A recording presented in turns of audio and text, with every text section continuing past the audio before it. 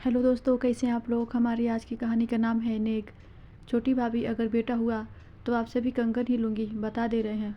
बड़ी भाभी ने मुझे कंगन ही दिए थे चिकू के होने पर। तब तक जेठानी भी हाँ में हाँ मिलाते हुए कहा, ये तो यहाँ का रिवाज है कि जब भी बेटा होता है तो नंद को कंगन ही देने होते हैं। जेठानी जी तो खुश हो रही थी कि देखते हैं ये कंगन कैसे देती है। 9वां महीना चढ़ गया गहना का, पर बच्चे से ज़्यादा चिंता हो रही थी नेक की।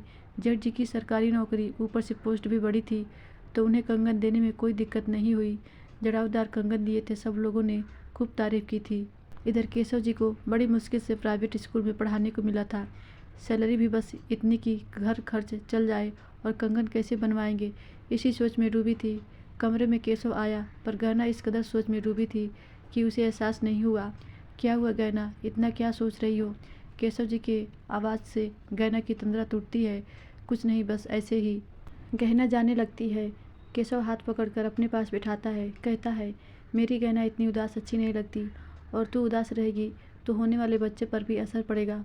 अब बता क्या बात है। वो सब लोग नंद को नेग में सोने के कंगन देते हैं। अभी हमारे पास इतना बजट नहीं कि सोने के कंगन दे सकूं। लोग क्या कहेंगे कि अपनी नंद को एक कंगन ना दे सकी।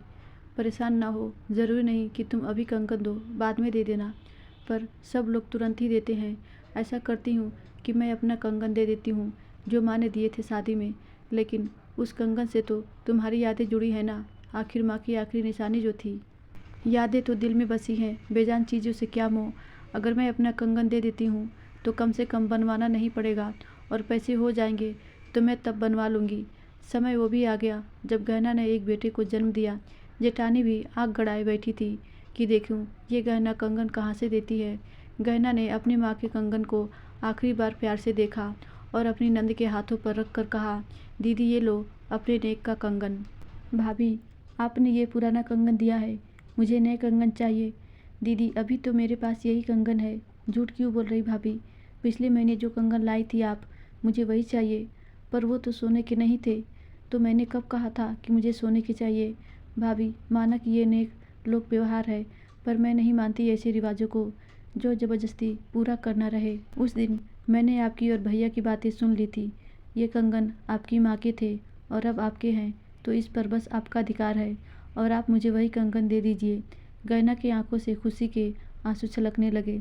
रीता के इस व्यवहार से, जिससे वो परिचित ही नहीं थी, आज रीता की बातें गैना का मन जीत लिया था और उसने रीता को गले लगा लिया था।